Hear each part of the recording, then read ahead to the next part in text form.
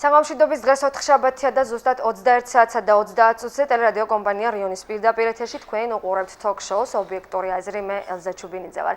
და ჩვენ ისევ საარჩევნო რეჟიმში მუშაობას განვაგრძობთ. დღესაც წარმოგიდგენთ პარტიების მაჟორიტარი დეპუტატობის კანდიდატებს ქუთაისში და პირველ ბლოკში იქნებიან ერთიანი ნაციონალური მოძრაობის მაჟორიტარი დეპუტატობის კანდიდატი ქუთაისში, რომელიც დღეს პარტიის ლიდერმა დავით ბაქრაძემ ქუთაისში მობლაზირის ტერიტორიაზე დაასახელა.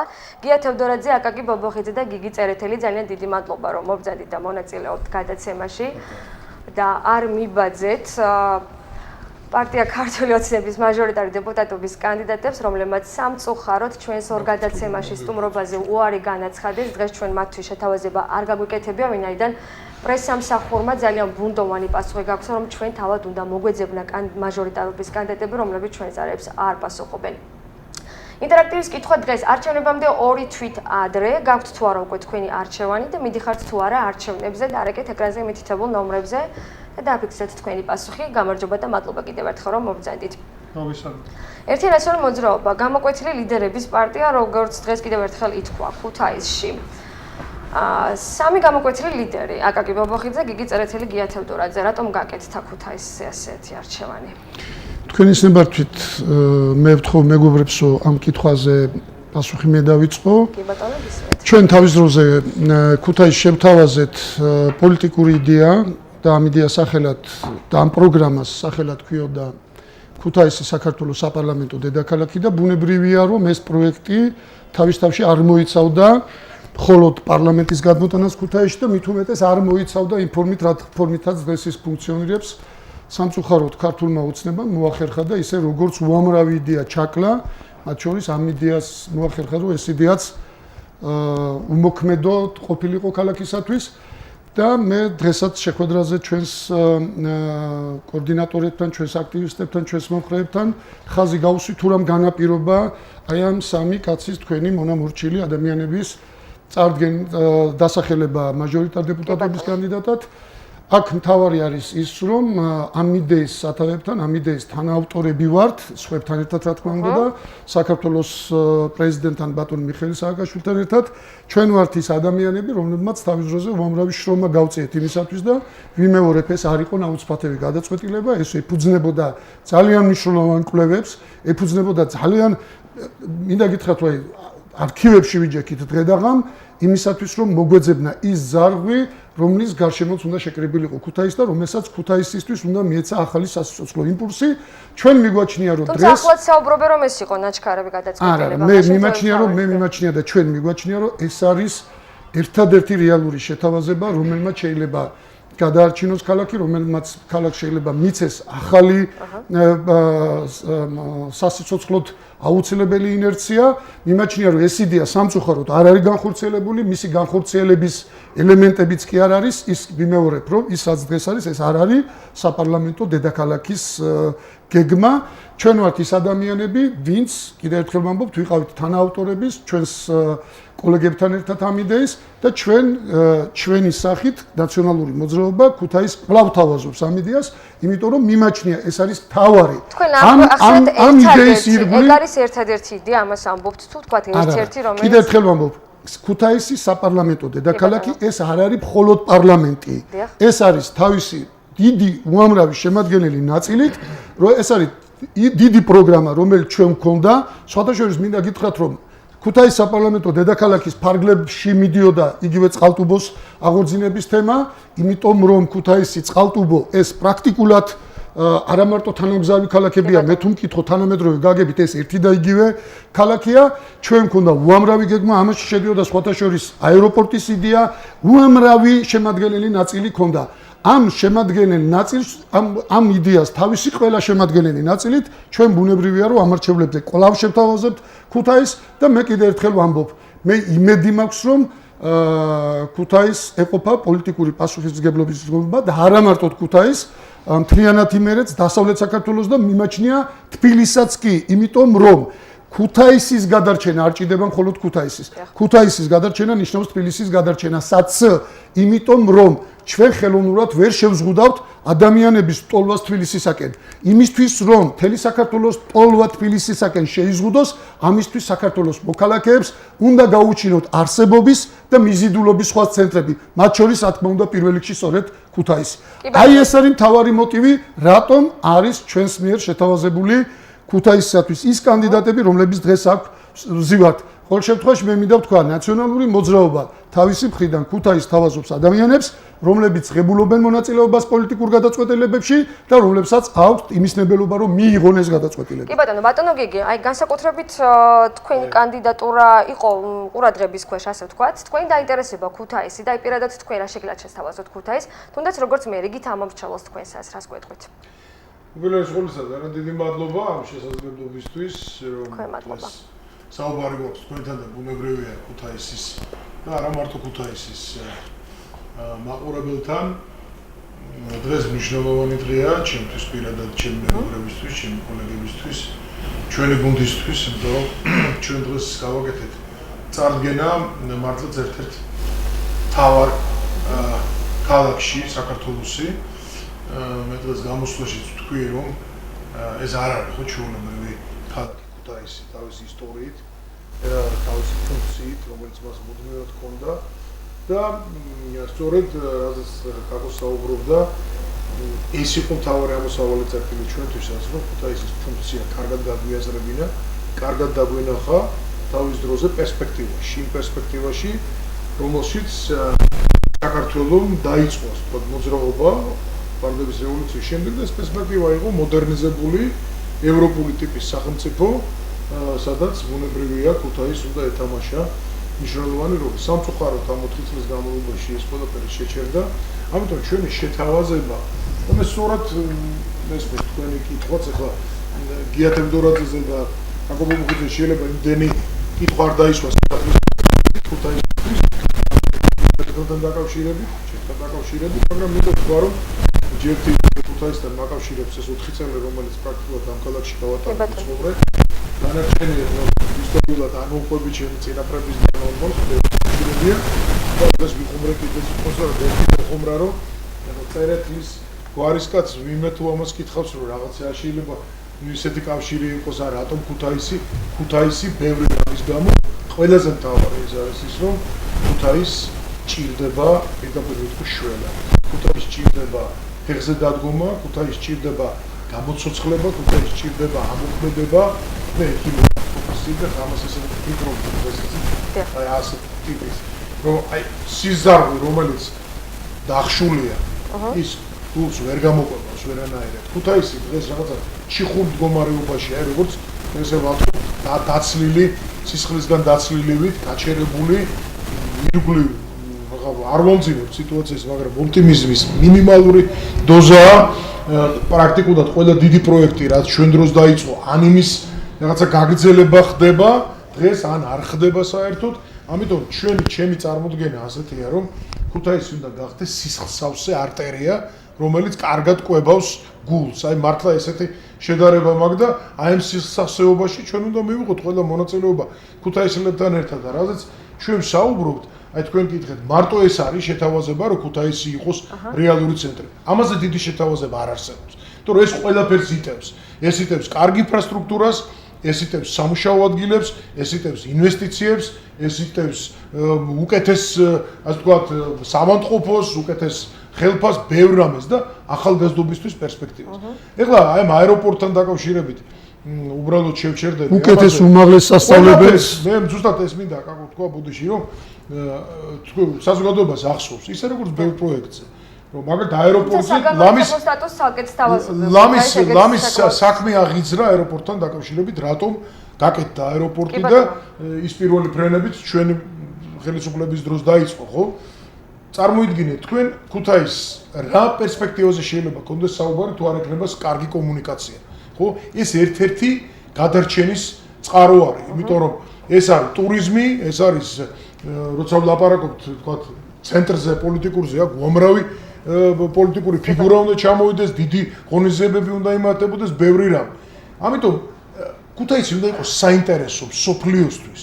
უნდა გახდეს საინტერესო, კი არ ვამეტებ რამეს. მე ძალიან კარგად ვიცი ევროპული პოლიტიკა, ძალიან ბევრი, ასე ვთქვათ, კონტაქტი მაქვს და ძალიან დიდი მინდა ეს ყველაფერი, რადგან ეს ნაბიჯი გადავდგი დღეს და ძალიან მადლობელი ვარ ქუთაისელების სხვათა შორის. მე შეიძლება ბევრი შემოთავაზება არსებობდა ამ ვითარებაში თბილისში და სხვაგან, მაგრამ ეს იმხელა იდეა იყო, რომელიც ჩვენ მქონდა, რომლის განხორციელებას დავიწყოს, ქუთაისი გავხადოთ რეალური სერიოზული პოლიტიკური ცენტრი, ევროპული ქალაქი, სადაც კარგი განათლებაც იქნება და მე უყურებ დღეს ამ ახალგაზრდებს, ვინც აქ არის. და დღეს ძალიან ბევრს გამოველაპარაკეთ ამ დღეებში ქუთაისში რაც ვართ, ხო? აი, სულ ვეკითხები, რა არის თქვენთვის თავარი მომავალი, სამუშაო, კარგი სწავლა, რაღაცა რომ აი ამ ახალგაზრდებს ასეთი პირობები შეექმნათ. ეს იქნება ჩემი საზრუნავი. ეს იქნება კაკოს საზრუნავი გიას. რანაირად გავაკეთებთ ამას? ჩვენ დიდი პროგრამა აქვს. დიახ, აი, ოდნავ მოგვიანებით ეკონომიკური პროგრამა, სოციალური პროგრამა, სხვა. ეს არის ის გზავნილები, რაც გვაქვს მთელი საქართველოსთვის. რა თქმა უნდა ქუთაისისთვის, მაგრამ ქუთაისისთვის კიდევ უფრო მეტი არსებობს. კიდევ უფრო სხვა განზომილებაა, იმიტომ რომ ეს ამ განზომილების ქალაქია და ასე უნდა იყოს. ბატონო გია, თქვენ იყავით ქალაქის მერია, საკმაოდ აქტიურად ჩართული და ასე რომ ვთქვათ, ქუთაისის პრობლემებიც ძალიან კარგად შეჩერდა. რა შეჩერდა 2012 წლის შემდეგ? თქვა, აი თქვენმა თანაგუნდელმა, თანამებრძოლმა აღნიშნა, რომ შეჩერდა პროცესები. კონკრეტულად ქუთაისში რა გაჩერდა? პირველ რიგში მოგესალმებით ვესალმებ ტელემაყურებელს და ძალიან დიდი მადლობა აი ამ შესაძლებლობისთვის, აი ამ შანსისათვის, რომ ჩვენი მაჟორიტარული დეპუტატობის კანდიდატობა წარდგენის დღეს ჩვენი ნააზრევი, ჩვენი პროგრამა შევთავაზოთ მაყურებელს და ამ შემთხვევაში ამოჩევებს თქვენი ეთერის საშუალებით.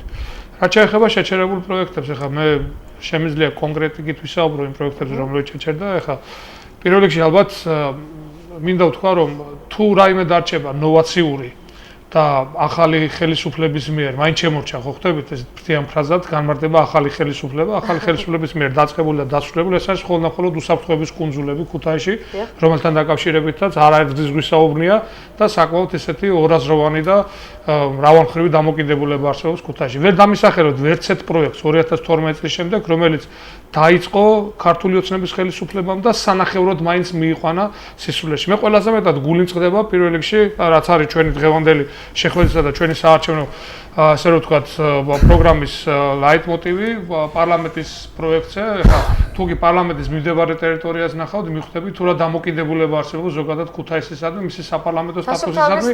როგორც ჩანს, საქართველოს დიახ, კი ბატონო, გახსოვთ საკმაოდ ესეთი ხმაურიანი თემა, ხმაურიანი ურთიერთობა ჩვენსა და თვითმმართველობას შორის, როდესაც პარლამენტის ირგვლივ ტერიტორიის დასუფთავებას ვითხოვდით.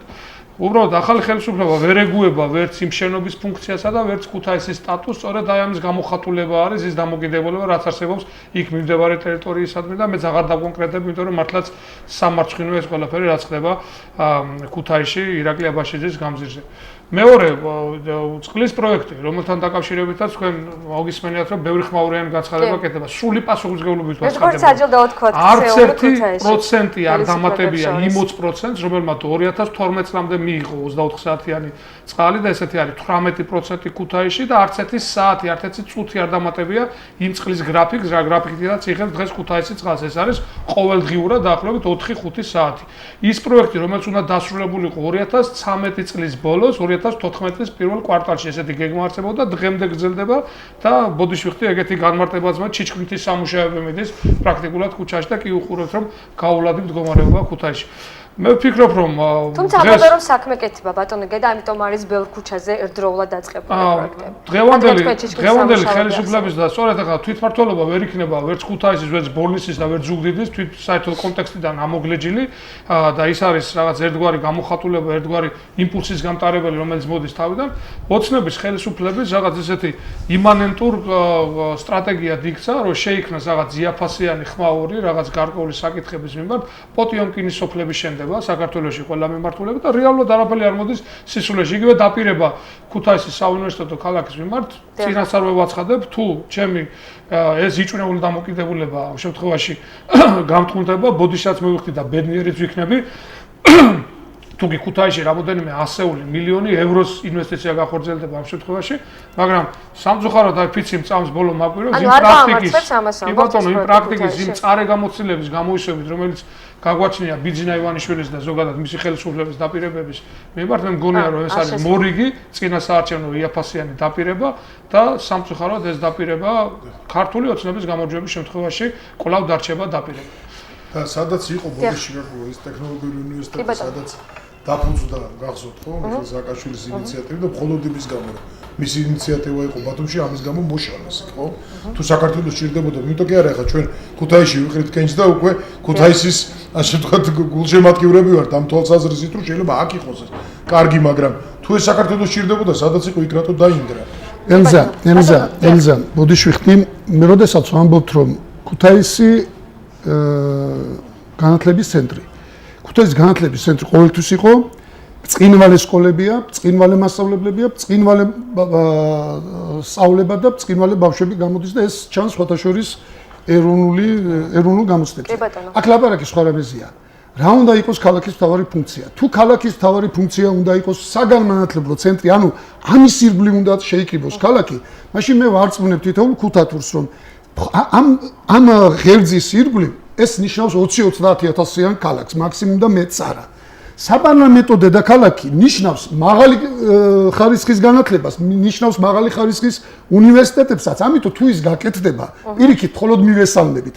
გარდა ამისა, ელზა მე მით ერთ ხაზი გავუსვა ერთ რამეს და მოსახლეობამ მართლა ვერ აღიქვა ესეთი რამე, რომ რა საჭიროა დამატებითი სახსრები მთავრობა თბილისში, ჯერ ერთი მინდა გითხრათ, რომ ეს პროცესი შეუქცევადი პროცესად უნდა გვექცია და მთავრობაც ქუთაისში გადმოვიდო და თანდათან და ნელ-ნელა ოღონდ განსხვავებით პარლამენტისგან ის უფრო რთულია, იმიტომ რომ პარლამენტს თუ ყავს სულ რაღაც 700 თანამშრომელი, მთავრობა თავისი ყველა სტრუქტურით ძალიან მრავალრიცხოვანია და ამის მომსახურება ქუთაის უბრალოდ არ შეეძლო და პარლამენტისთვის უკვე მომზადებული ყავდა კადრები, მაგრამ სხარამეზე გაუსვა ხას. როდესაც მთავრობა ბათუმში აწყობს ღონისძიებებს, მაგალითად მინისტერიალი ჩატარდა ბათუმში, სადაც 700-მდე კაცი უცხოელი და მათ შორის საქართველოდანაც იყო ჩასული, მთავრობას პრობლემა არ აქვს. ბათუმში ღონისძიებების ჩატარების პირიქით მიუხარიათ, ხოლო როცა ქუთაისში იყვნენ სამუშაოდ, ამბობდნენ რომ ადამიანები აი იმაში იყვნენ, რა ქვია, უხაერობაში. ანუ ამბობთ რომ ქუთაისი არ მოსწონს და არ უყვარს მთავრობას. არა, მეცაც გეტყვით. კიდევ ერთ რამეს გეტყვით რა. თუ ეხლა ის რაც დღეს ხდება, ქუთაისელები ძალიან ხშირად სვამენ შეკითხვას. აი რა მოგცა პარლამენტმა. ის რაც დღეს ხდება, ეს არის საპარლამენტო დედაქალაქი. საპარლამენტო დედაქალაქი ნიშნავს რომ პარლამენტი დღედაღამ აქ უნდა იყოს პოლიტიკური ცხოვრების ცენტრი, აქ უნდა იყოს თანდათან საერთაშორისო უნდა მოერგონ იმ რეალობას. არასამთავრობო ორგანიზაციები, საერთაშორისო ორგანიზაციები, თქვენ იცით კარგად რომ მსხვილი ეს რა ქვია ეროვნული ტელევიზიები პირველ ეტაპზე აპირებდნენ თავიანთი ტელესტუდიების გადმოტანას ქუთაისში. თქვენ იცით კარგად რომ როგორც კი ითქვა რომ ქუთაისი უნდა გახდეს საპარლამენტო დედაქალაქი, ბიზნესმა დაიწყო უკვე მომზადება ამისთვის და დაიწყო იგი ვთქვათ იგივე 19 სართულიანი სასტუმრო მშენებლობა 21 სართულიანი და ეხლა ხანს იყო ძალიან სამარცხვინოდ ჩართული ქართული ოცნება ბატონი გიგის წინააღმდეგ, როდესაც ქართულ სახელმწიფოს მათ დაუკარგეს შანსი რომ ბატონი გიგი გამხდარიყო ეუთოს ხელმძღვანელი და ეუთოს 700-მდე დელეგატი იყო თუ არ ვცდები. რატომღაც გონიათ რომ ამის ყველაფრის ჩატარება ქუთაისში არ შეიძლება და მართლა არ შეიძლება დღეს იცი რატო? იმიტომ რომ არ არის ინფრასტრუქტურა და ჩვენ როდესაც ვლაპარაკობთ საპარლამენტო დედაქალაქზე, ეს კიდევ ერთხელ ვიმეორებ, არ არის მხოლოდ სტომების ჩატარება, ეს ნიშნავს აბსოლუტურად ყველაფერს, რაც კი შეიძლება იყოს მიღებული დედაქალაქი. ცხოვრებას გამოდანის ქუთაისში. ბატონი, ეს იყო რადგან ახსენა ბატონმა კაკომ, თქვენი მოკლე კომენტარია ჩვენი მაყურებლისთვისაც, ეს იყო მხოლოდ პოლიტიკურ ჭრილში თქვენს ბატონი კაკოს სიტყვებით რომ თქვა თქვენს წინააღმდეგ აგორებული კამპანია. არა, მე არ ვიტყვი ეს იყო ჩემს წინააღმდეგ. ეს იყო თქვა ქვეყნისთვის, დიახ.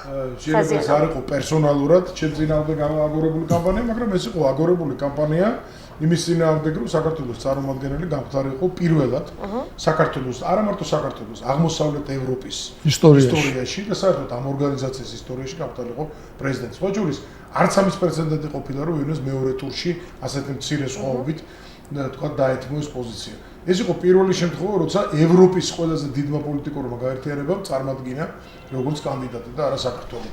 ამიტომ ეს იყო დამატებითი ბერკეტი, დამატებითი შანსი და მე ძალიან მადლობელი ვარ სხვა ჯერ საზოგადოების რომელმაც ზუსტად გაიგო რა მოხდა. ზუსტად გაიგო. და ეხლა ჩვენ ამაზე რომ აღარ გავაგრძელებთ საუბარი. მე ზუსტად მინდა მივიდე იქ რაც კარგი მაგალითია სხვა შორის აი ეს რაც მოხდა რის კარგი მაგალითიც არის. ჩვენ რაზეც ახლა ვლაპარაკობთ ქუთაისის ფუნქციაზე. თუნდაც საუნივერსიტეტო კარგ განათლებაზე, ან ინფრასტრუქტურაზე, ან თავისუფალი ეკონომიკური ზონის ამუშავებაზე, დამოქმედებაზე, რაზეც წესით ძალიან დიდი ყურადღება. ამას ვერ გააკეთებ სიძულვილით.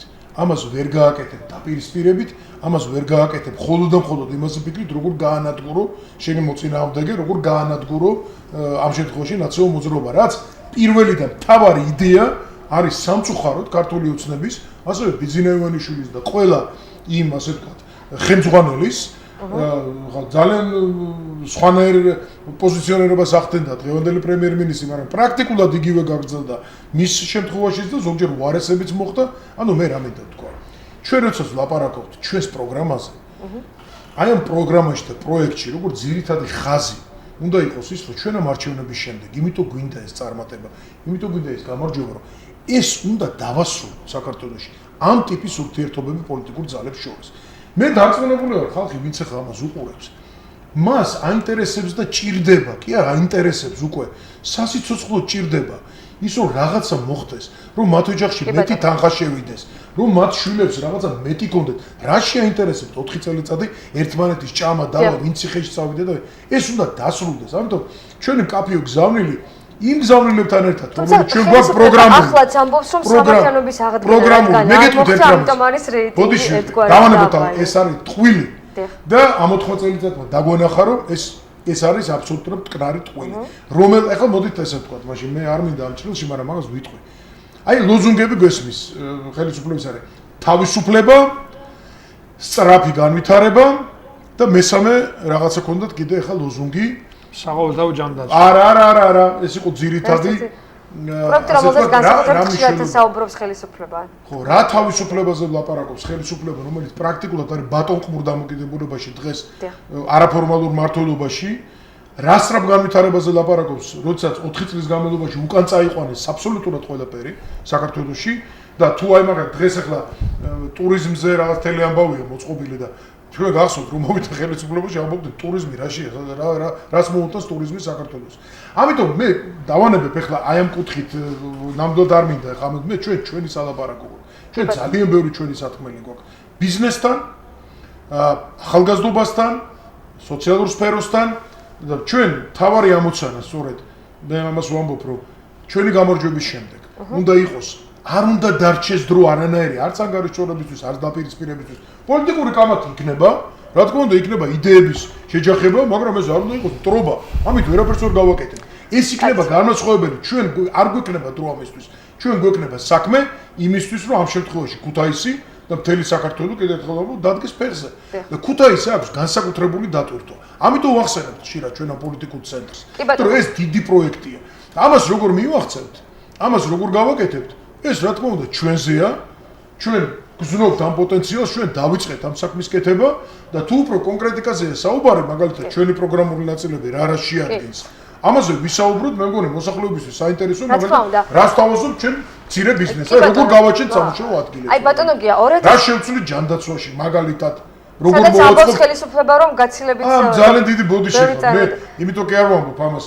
ჯანდაცვის რეფორმა, როცა დაიწყო საქართველოში, პირველი ტალღაც 95 წლიდან ჯერ კიდევ ვიყავი ჩართული, მაშინ თბილისის მერის მოადგილე ვიყავი და ჩვენ პირობებშიც ვიყავი ერთ-ერთი ავტორი სადაზღვევო მედიცინის ქუთაისის ინფრასტრუქტურა, რაც აშენდა. აქა ძალიან დიდი წვლილი გვაქვს ჩვენ და რომელი რეფორმა ჩატარდებოდა, ან ეს რეფორმა არ არის, უბრალოდ რა გაგრძელება ექნებოდა ის ბაზისი როგორ შექმნილი იყო, რა ჩვენ შევქმნით ინფრასტრუქტურით, სადაზღვევო მედიცინით და ასე შემდეგ. და ამაზე ძალიან ბევრი ლაპარაკი შეგვიძლია. თქვენი აზრი მე და მაყურებელსაც ალბათ აინტერესებს განსაკუთრებით. ბატონო გია 2012 წელს საკმაოდ მაღალი პროცენტით პრინციპში წაგებული არჩევნები. 4 წლის შემდეგ ხელისუფლების მთავარი შეცდომა თქვენი აზრით, აი ბატონმა გიგი მახსენა სიძულვილი, რომელსაც მთელი 4 წლის განმავლობაში უნარობა გამოიწვია. აი თქვენ რას თვლით? და 2016 წელს, ანუ 4 წლის შემდეგ, ნაციონალური მოძრაობა საკმაოდ ხმამაღალ განაცხადს აკეთებს, ისევ აქტიურად არის ჩართული ქვეყნის მთავარი საკანონმდებლო ორგანოს არჩევნებში. რატომ უნდა დაგიჭიროთ თქვენი მსხარი, გარდა იმისა, რასაც თქვენ საუბრობთ? დავიწყებ იქედან და დავიწყებ იმ სიტყვებით, რა სიტყვებითაც დღეს მივმართე ჩვენი წარდგენის დროს შეკრებილ ჩვენს თანაგუნდელებს, თანამოაზრეებს და ზოგადად იმ მოქალაქეებს, რომლებიც იყვნენ ჩვენს მხარდასაჭერად და ზოგადად შეიძლება ცნობის მოყვარეობის გამო მოსული. 2012 წელს ჩვენი მოქალაქეების გარკვეულ ნაწილს, როდესაც დამარცხდა ნაციონალური მოძრაობა, ალბათ ეგონა და ქონდა განსადარწმუნებული ვარ ამაში, რომ დამარცხდა ერთი კონკრეტული პოლიტიკური ძალა. მაგრამ სამწუხაროდ, ჩვენ და სამწუხაროდ აღმოჩნდა, რომ ნაციონალური მოძრაობა კი არა, ამ შემთხვევაში დამარცხდა არ ვიქნები ამ შემთხვევაში ჩემი აზრით პათეტიკური, დამარცხდა საქართველოს, ამ შემთხვევაში მისი პერსპექტივა და წინსვლა ეკონომიკური სტაბილურობისკენ შეჩერდა და მთელი რიგი პროცესები, რისი მოლოდინიც ჰქონდა ჩვენს მოსახლეობას, არ მოვიდა რეალურად სისულელში. ახლა თქვენ ახსენეთ ახლა სამართლიანობის აღდგენა. სამართლიანობის აღდგენის მოთხოვნა კი არა, შეიძლება გარკვეულ ნაწილს მართლაც ჰქონდა ამ სამართლიანობის აღდგენის მოთხოვნა იმათვისაც მიაჩნდა, რომ რაღაც გარკვეული ქონება დაკარგეს სამართლოდ. საქართველოს მოსახლეობის ძირითად ნაწილს ჰქონდა სხვადასხვა სოციალური პრეფერენციების მოლოდინი, რასაც მათ პირდებოდა გულუხვად ბიძინა ივანიშვილი. მათ ჰქონდათ იმედი 220 ლარიანი პენსიის, მათ ჰქონდათ მოლოდინი ლარიანი საწვავისა თუ განახევრებული, რა ქვია, ენერგო ტარიფების გადასახადების და ასე შემდეგ და ასე. სწორედ ამის მოლოდინი ჰქონდა ხალხს. ამიტომ შეცდომა, რომელიც დაუშვა ქართულმა ოცნებამ, პირველ რიგში იპოთეკარების თემა მათ შორის. ხო, იაფი ფულის ძალიან ესეთი ცნობილი დაპირება. ამ შემთხვევაში შეცდომა, რომელიც დაუშვა ქართულმა ოცნებამ, პირველ რიგში მდგომარეობდა მის ძალიან ისეთ გაუაზრებელ და გულუღ დაპირებებში, რომელთა სისულელში მოყვანაც ალბათ ჩემი აზრით შეუძლებელი იყო და მეორე იმ უნარობაში, ნეპოტიზმში, კორუფციის მაღალ დონეში, რომელსაც დღეს ჩაფლულია ქვეყანა. დღეს არა მარტო იმ პრეფერენციების რეალურად სისულელში მოყვანა არ არის შესაძლებელი, არამედ ის ნიშნული ვერ შევინარჩუნეთ ჩვენ, რაც ჰქონდა ლარს, რაც ჰქონდა ეკონომიკას, რაც ჰქონდა ეკონომიკურ მაჩვენებელს თითოეულ მოსახლეობას. სამინისტრომ დღესაც გავრცელა, ბატონო გია განცხადება და თქვენიც თავისთავად რომ სადაც ამბობს ხაზგასმით, რომ ნაციონალური მოძრაობა ავრცელებს დეზინფორმაციას და მოსახლეობა შეყავს შეცდომაში, როცა საუბრობს ეკონომიკურ უკანსვლაზე ქვეყანაში გარს იცით რა, ყველაზე კარგი ეკონომიკური ინდიკატორი არის ის მაცივრები, რომლებიც ჩვენს მოქალაქეებს უდგათ საკუთარ სახლებში. კითხოთ საკუთარ თავს და კითხოთ ჩვენს მეზობლებს, მეგობრებს, ნათესავებს. დღეს ეს მაცივრები არის უფრო სავსე თუ უფრო ცარიელი, ვიდრე იყო 2012 წლამდე. ყველაზე კარგი ინდიკატორი არის ის მოქალაქეები, რომელსაც ხვდებით ქუჩებში ან ეზოებში ან ჩვენ სადარბაზოში. სამწუხაროდ, ჩემ და სამწუხაროდ მინდა ვთქვა სრული პასუხისმგებლობით, რომ დღეს ადამიანების მდგომარეობა გაცილებით დუღჭირია, შეიძლება დუღჭირი იყო, მძიმე იყო 2012 წლამდე და არ ამაქვს იმის ილუზია, რომ ძის მდინარეები და ესეთ რა ქვია თაფლის მთები იდგა იმაში რა ქვია საქართველოში. მაგრამ იყო გაცილებით მეტი სტაბილურობის განცდა, იყო გაცილებით მეტი განცდა პერსპექტივის და ხვალინდელი დღის ეშინოდა ნაკლებად ნებისმიერ რიგით ქართველ საშუალო სტატისტიკურ ქართველს. მოსახლეობას ცხოვრობდა შეში. ბატონებია, თქვენ ალბათ თქვენი ოპონენტი რო იჯდეს ახლა სტუდიაში აუცილებლად გეტყვით, რომ მოსახლეობა და ხალხი ცხოვრობდა ძალიან დაშინებული და არ იყო სიტყვის თავისუფლება, იყო კონტროლი პირადი ცხოვრების, თუმცა ეს სამწუხაროდ ახალი ხელისუფლების პირობებშიც მეორდება. შეიძლება ჩავერთვები თუ გიასთან კითხვა. ბატონო გისმენთ კი. ეს ესეთი არ არის თქვათ მარტივი თემა, თუმცა ამაზე ძალიან ბევრი ვისაუბრია ჩვენ. რა თქმა უნდა, თავისუფლად სუნცხავს ხალხი, ეგ არის თავარი განაცხადი. 9 წლიანი მმართველობის პირობებში ბევრ დიდ საქმესთან ერთად შეცდომებიც იყო დაშვებული, ჩვენ ამაზე არაერთხელ ვიტყობს, ღიად გიტყვამს, სად გადაცდომა მოხდა, სად რაღაც არასწორი გაკეთდა, მაგრამ ეს არის ჩვენი გამოცდილება. იმის გამო, რაც ხალხს არ მოეწონა, ამის გამო მან მიიღო გარკვეული გადაწყვეტილება. თუმცა ამ გადაწყვეტილებაში, რა თქმა უნდა, ქართული ოცნების ტყუილებმა ითამაშა თავისი როლი და ბიძინა ივანიშვილის მილიარდებმა. მაგრამ ჩვენ ახლა ამაზე უნდა ვილაპარაკოთ, ეს უნდა ვარჩიოთ თუ მომავალზე უნდა ვიფიქროთ. მე მგონი რომ ქუთაისში და საქართველოში წყვეტას სჭირდება მომავალზე ფიქრი. რას გაუმჯობესება, როგორი ცხოვრობენ უკეთ, რომელი პარტია რა შეთავაზებს, რომელი პარტიას აქვს ამის გაკეთების უნარი. ადამიანებს, ვისაც ისინი უყურებენ, ისინი აფასებენ რა გაუკეთებია მას, ან მის პოლიტიკურ ორგანიზაციას. ამიტომ ჩვენ როცა ვლაპარაკობთ გამოცდილებაზე, როცა ვლაპარაკობთ უფრო თამამად იმაზე, რომ ამ საქმეებს გავაკეთებ, ეს საქმეები ჩვენ გაკეთებული გვაქვს. შეცდომებიც გვაქვს დაშვებული, სადაც საბოდიშო იყო, ბოდიშიც გვაქვს მოხდილი, მაგრამ ეს გამოცდილებაა ჩვენი, რომელიც ცნობილი ფრაზა, რომელიც ბევრი იმეორებს ხოლმე, რამაც არ მოკლა, უფრო გაგვაძლიერა. კი ბატონო, მეც გეთახმებით, რომ არ გაიყოს წარსულზე საუბარი, თუმცა არჩევნების წინ ალბათ ამ მომჩელს მაინც დაინტერესებს.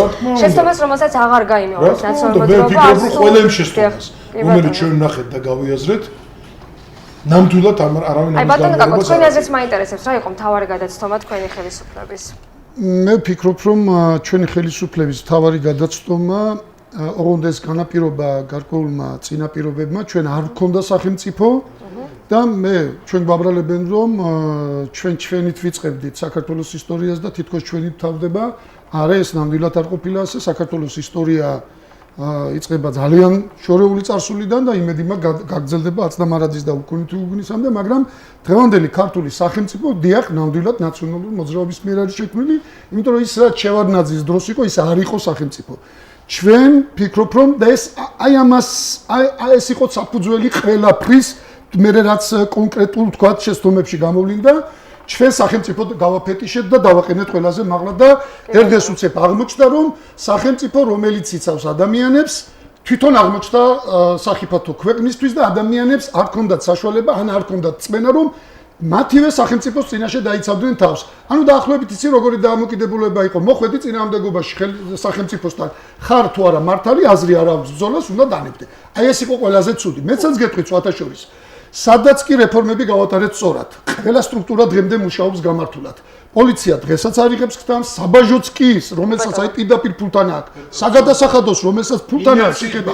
ინერციით ყველაფერი მუშაობს. სასამართლო, რომელიც იყო ჩვენი ყველაზე მთავარი პრობლემა, იმიტომ რომ ყველაფერი სად ვერ იმართლებდა თავს ჩვენი მოქალაქეები, სწორედ სასამართლოში დღესაც დარჩა არა მარტო ქვეყნის, ჩვენს მთავარ პრობლემადაც ხო სასამართლოებია, სადაც უკვე ისე როგორც თავის დროზე სხვა მოქალაქეები ვერ იცავდნენ თავის სიმართლეს, დღეს ჩვენ ვერ ვიცავთ. თუმცა საკონსტიტუციო სასამართლოს კონტროლს ახლაც თქვენს ეს ხო სასაცილოა, ეს ხო სასაცილოა. ესაც განაცხადეს რომ რევოლუციას აკეთებიან.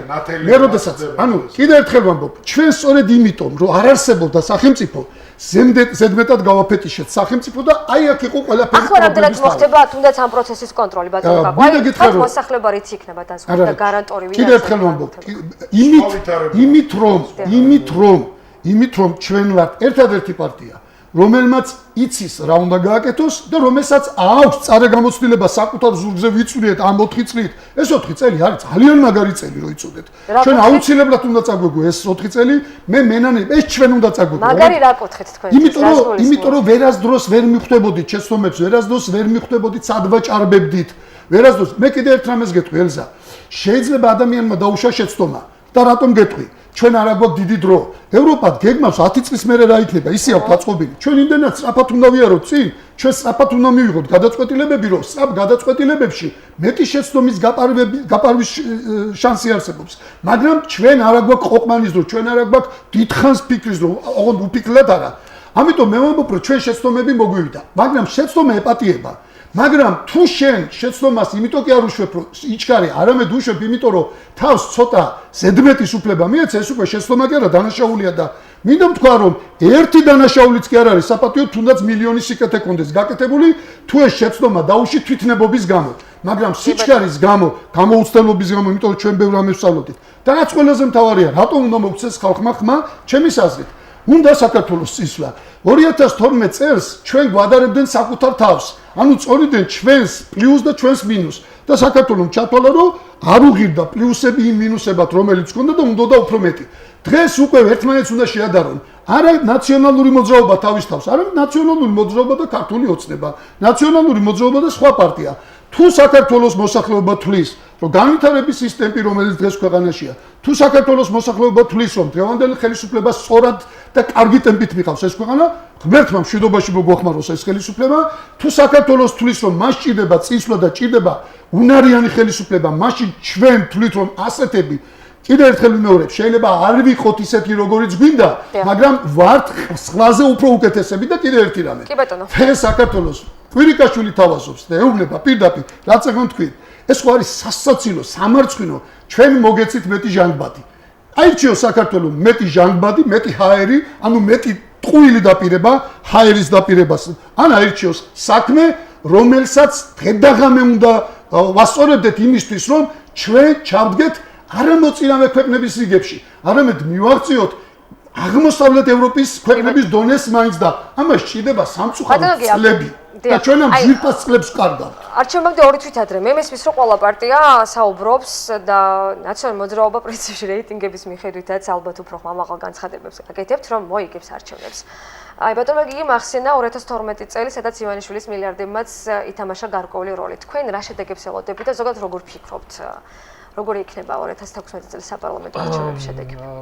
ელზა, ამ შემთხვევაში შეიძლება მე ოპტიმისტი ვარ, ესე დამწამოს ვინმე, მაგრამ მგონია რომ ძალიან რეალურ საფუძვლებს ეფუძნება ჩემი ანალიზი. მე მაქვს იმედი ჩემი ხალხის კეთილგონიერების, მაქვს იმედი ამ შემთხვევაში იმ არც თუ ისე იოლი და საკმაოდ მწარე გაკვეთილის, რომელიც მიიღო ხალხმაც და ჩვენც აი ამ 4 წლის განმავლობაში, რომელზედაც ახლა კაკო საუბრობდა, რომ საჭირო იყო ეს 4 წელი და მაქვს იმედი, რომ ამ შემთხვევაში კეთილგონიერება გადასწონის რაღაც იაფასიან დაპირებებს, ამ შემთხვევაში საკუთარი შვილებისა და საკუთარი მომავლის ხედვა და სწრაფვა გადაწონის გარკვეულ ისეთ შიშებს და ფობიებს და მე ღვანდავარ დარწმუნებული რომ კომპეტენციას, პროფესიონალის გამოცდილებას შიშებს და ფობიებს უნდა გკითხოთ ბატონო რას გულისხმობთ აქ მოსახლეობაში? აი, სწორედ იმას, რაზეც თქვენ საუბრობდით, რომ დღესაც არსებობს განცდა იმისა, რომ ნაციონალურ მოძრაობას ჰქონდა გაცილებით პოლიტიკა, გაცილებით უფრო ხისტი დამოკიდებულება ბიზნესისადმი, მოქალაქეებისადმი და რაღაც ერთგვარი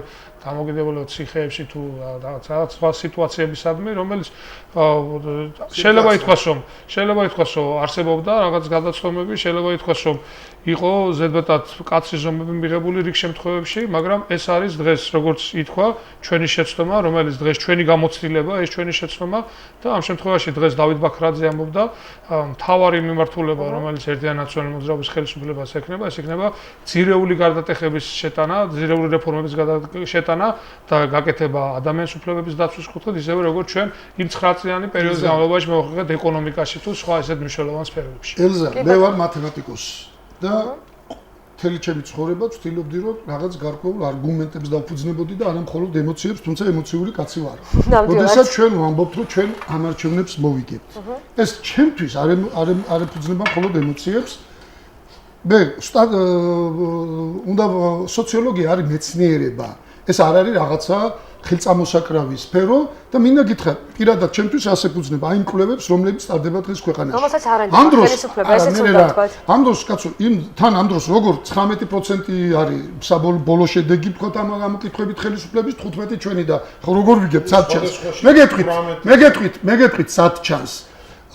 55%-მდე არის გადაუწყვეტელების რაოდენობა და აი აქ არის მთელი ეშმაკობა ჩამალული. უნდა ვნახოთ ვისკენ არის ამ ხალხის გემოვნება უფრო მეტად. და იქ არის საინტერესო კითხვები. თუ ხედავ რომ ეს 55% და ჩვენი გემოვნება ერთმანეთს ემთხვევა, ჩვენ გვაქვს შანსი ჭიდება გამოყენება და შანსი ჭიდება შრომა. მაგალითად, კითხვა, სწორად ვითარდება თუ არა ქვეყანა? არა, ჩვენი დამოკიდებულებაც ესეთია. კითხვა, საერთოდ უნდა იყოს ჩვენი საგარეო პოლიტიკური ვექტორი. 70% ევროპისკენ აქაც ემთხვევა. თუმცა ხელისუფლება ამბობს ევროპისკენ არის საგარეო კურსი. კიდე ეს ჩანდა სხვათა შორის.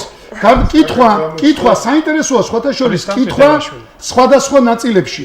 კითხვა ის ჩვენ გვიჭერს ხარს. იმათ რო ეკითხებიან, ენდობით თუ არა რუსთავიობს 99.9% ამბობს რომ ენდობა. კითხვა ვინც ამბობს რომ ქართულ ოცნებას უჭერს ხარს. ენდობა თუ არა რუსთავიობს. კითხვა იქაც არის 99.9% რომ არა. თუმცა რო ეკითხებიან უყურებ თუ არა, ამბობს რომ უყურებს და თუ არ ენდობა რატო უყურებს, მაგრამ გადავდოთ გვერდზე.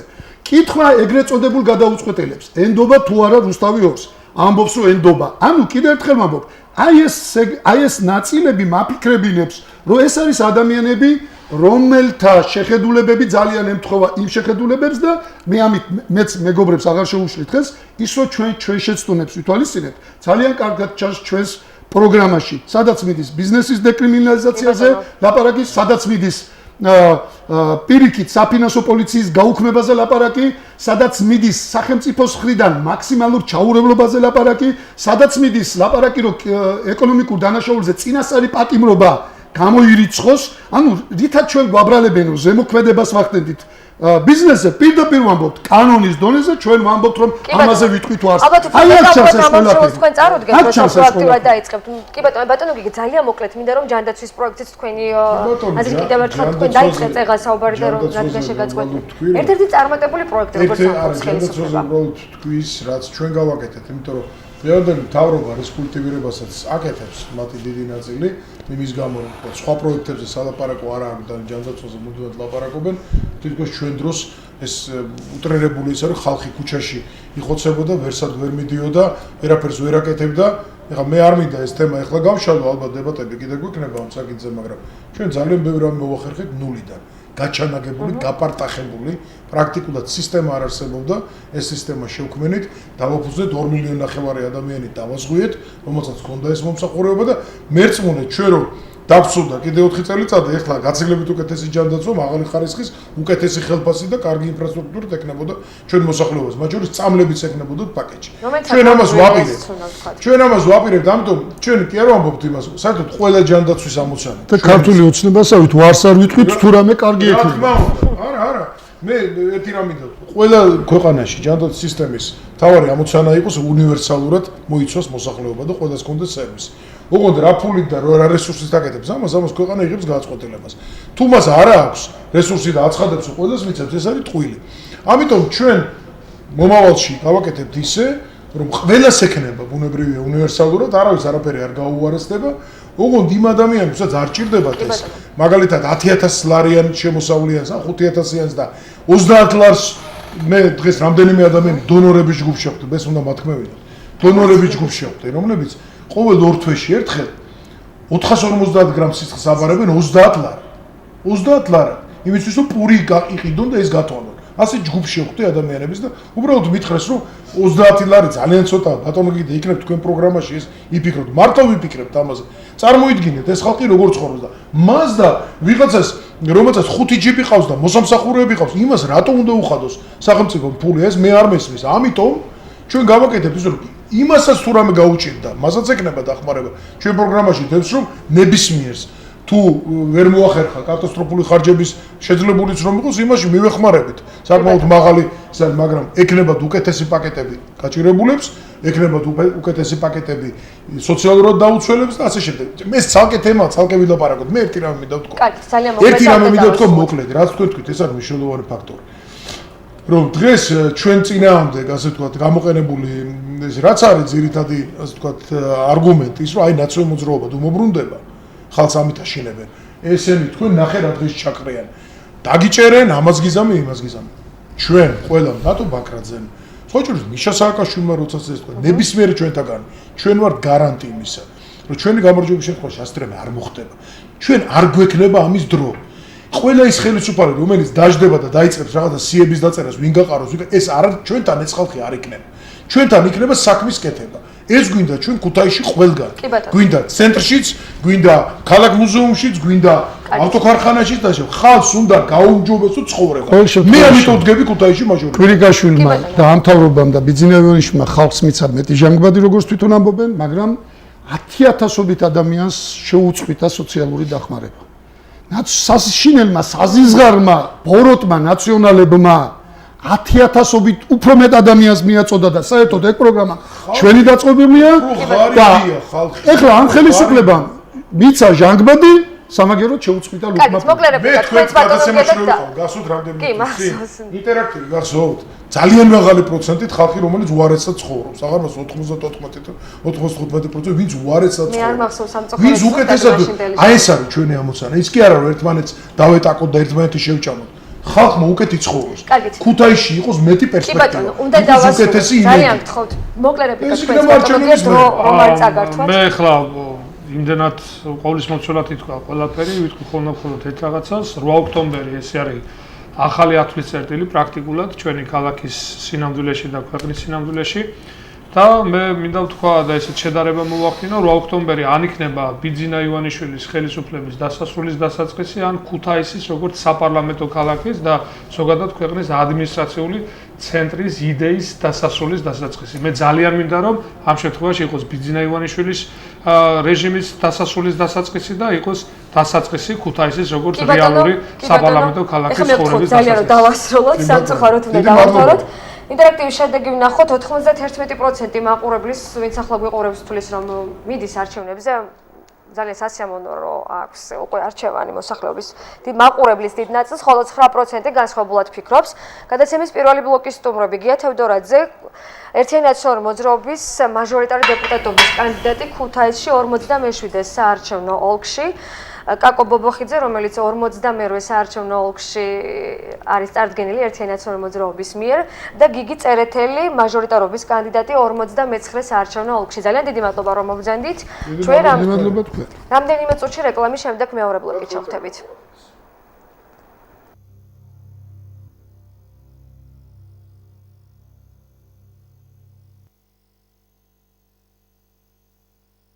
ჩვენ პირდაპირ ეთერში ვრუნდებით და გადაცემის მეორე ბლოკის სტუმარი არჩილ ნიჟარაძე, მოძრაობა პატა ბურჭულაძე სახელმწიფო ხალხისთვის ძალიან დიდი მადლობა რომ მოგზანდით და მონაწილეობთ გადაცემაში. ინტერაქტივის კითხვა და შედეგები გადაცემის მეორე ბლოკის დასაწყისში.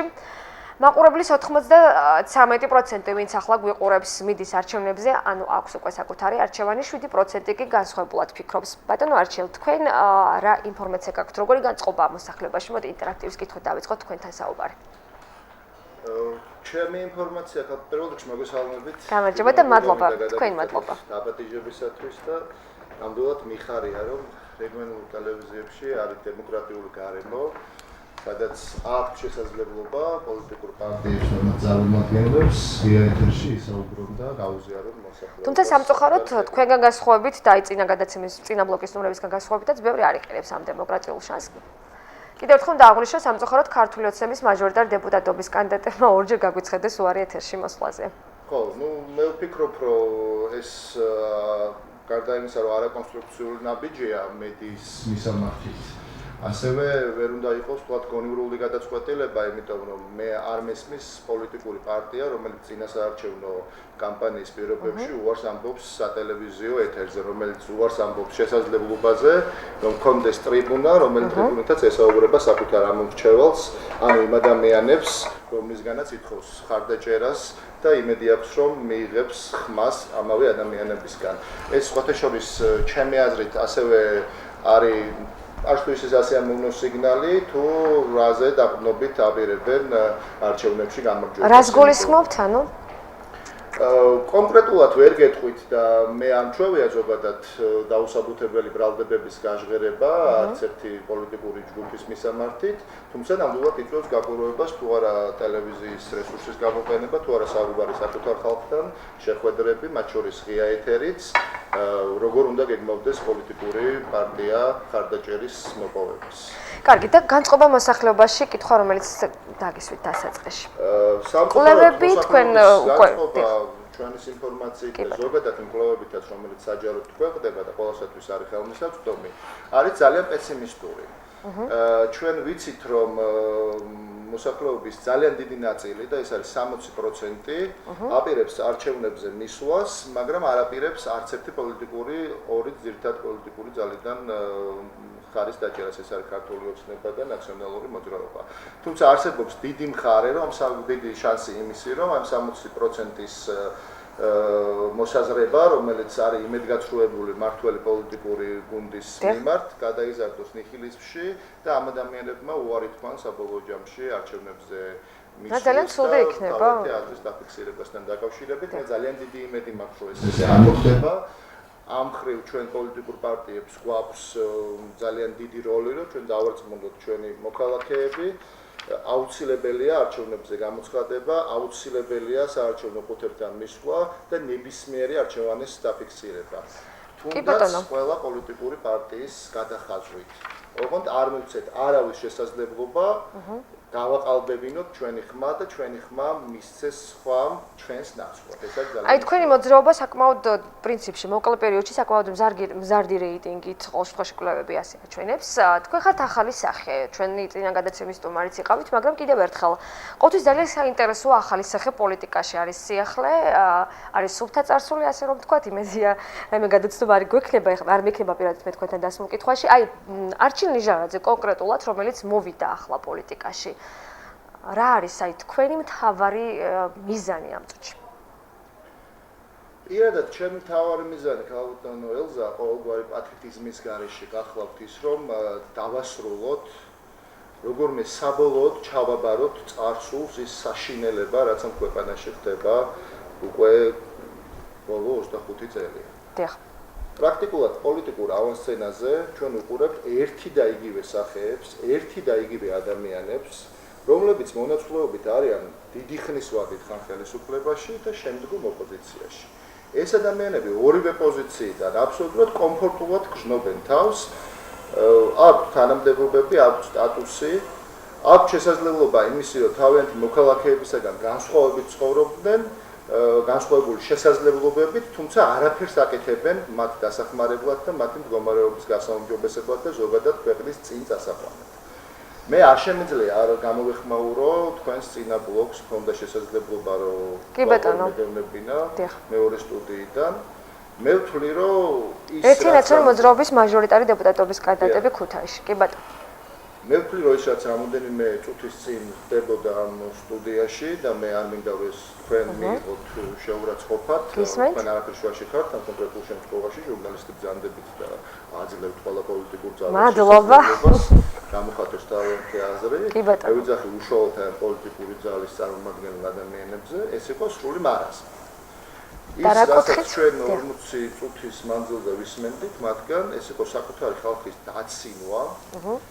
და ეს იყო პოზიცია თითქოს ადამიანები საქართველოს მოქალაქეები ჩვენ ყველანი რომელიც მართლაც 9 წლის განმავლობაში გადაღებული 9 წლის თემა რომელსაც ხელისუფლება არაერთხელ ახსენებს თუმცა ახსენებს მათთვის სასურველი კონტექსტიდან გამომდინარე და რეალურად არაფერი გააკეთა რომ მართლაც აღდგენილიყო სამართლიანობა ქვეყანაში მე რომ არ ვიცნობდე კარგად ამ ადამიანებს ბატონ კაკო ბობოხიძეს რომელმაც მთელი თავისი შეგნებული ცხოვრება გაატარა საქართველოს პარლამენტში და არაფერი სხვა აი არ ვიცი საერთოდ ეხლა დავიგე რომ მათემატიკოსი ყოფილა ბატონი კაკო და ვერ შევაფასებ რამდენად კარგი მათემატიკოსია მაგრამ ვიცი ერთი რამე ზუსტად რომ რაც თავი მახსოვს მის მერე არის საქართველოს პარლამენტის წევრი ისევე როგორც ბატონი გიგი წერეთელი გია თევდორაძე შედარებით პარლამენტარიზმთან დაკავშირებით შეიძლება არ იყოს 5-6 მუდმივ პარლამენტის წევრი, თუმცა 9 წლის მანძილზე იყო ხელისუფლებაში, იყო ამ ქალაქის მერი რამოდენიმე წლის მანძილზე და უკვე 4 წელი არის საქართველოს პარლამენტის წევრი. ბატონი კაკო ბობოხიძე საუბრობდა იმაზე, რომ თურმე ისინი ცდილობდნენ სწრაფად განევითარებინათ ქვეყანა და ამ აქედან გამომდინარე იყო დაშვებული შეცდომებიც კი ბატონო. ეს არის ცინიზმის უმაღლესი გამოვლინება, თუკი ჩვენ ვეძახით გარკვეულ შეცდომებს, კონკრეტულ გაუბედურებულ ადამიანებს, კონკრეტულ ოჯახებს და რაოდენობა ამ ხალხისა საქართველოში არის 100,000-ობით ყოველგვარი გადაჭარბების გარეშე, რომელსაც პირადად შეეხო ნაციონალური მოძრაობა და მისი რეპრესიული რეჟიმი. თუკი კაკო ბობოხიძე დღესაც ეძახის 2007 წლის 7 ნოემბერს შეცდომას და ასევე 26 მაისს, სადაც პირდაპირ განსხვავებული პოლიტიკური ორიენტაციის გამო სასტიკად გაუსწორდნენ საკუთარ მოქალაქეებს. ალბათ კაკო ბობოხიძისთვის, გია თევდორაძისთვის, ბატონ გიგი წერეთელისთვის ასევე დაშვებული შეცდომა კონკრეტული ადამიანების ბედი და მათი სიცოცხლე. და ჩემთვის პირადად ენგული მიქელთაძე, რომელიც გახდა ძალიან კარგი ღირსეული ქუთაისელი კაცი.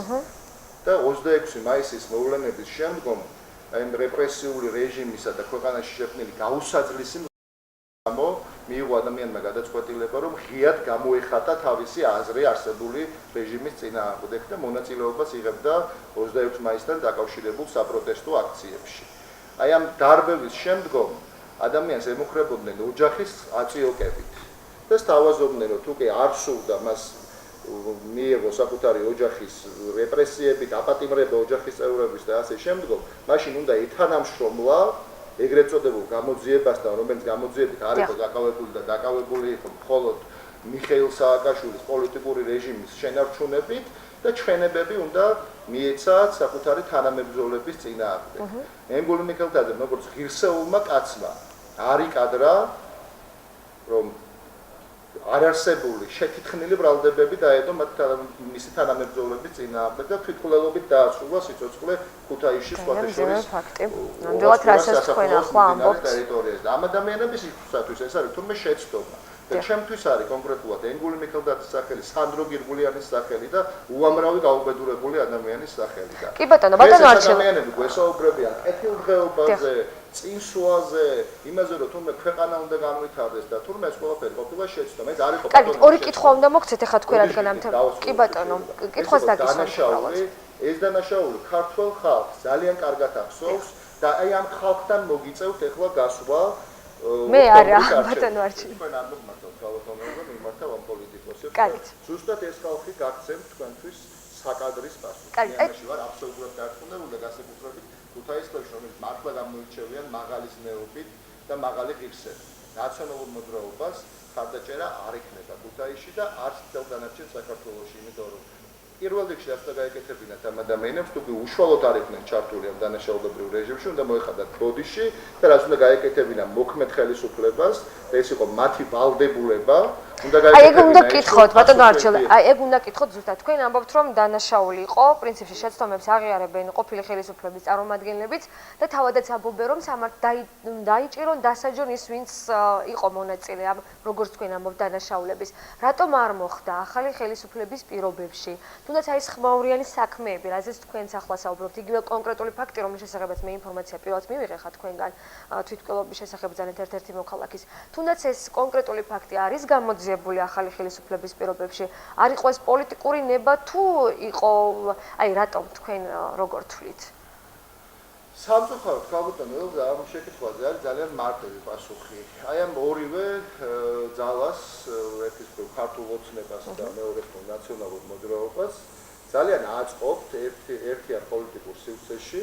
აი ამ ორივე პოლიტიკური ჯგუფი შესანიშნავად გრძნობს ერთმანეთთან. ერთის მხრივ ხელისუფლებას, ქართულ ოცნებას ყავს დისკრედიტირებული ძალა ნაციონალური მოძრაობის სახით, რომელსაც ყოველთვის შეუძლია წამოაძახოს ძალიან ბევრი ფაქტი, რომელიც ძალიან კარგად ახსოვს დღემდე საქართველოს მოქალაქეებს და ზოგადად მოსახლეობას და თვლიან, რომ ისინი ვერ შეძლებენ დიდი მხარდაჭერის მოპოვებას, რაც შეიძლება გადაიზარდოს ხელისუფლების დაკომპლექტებაში.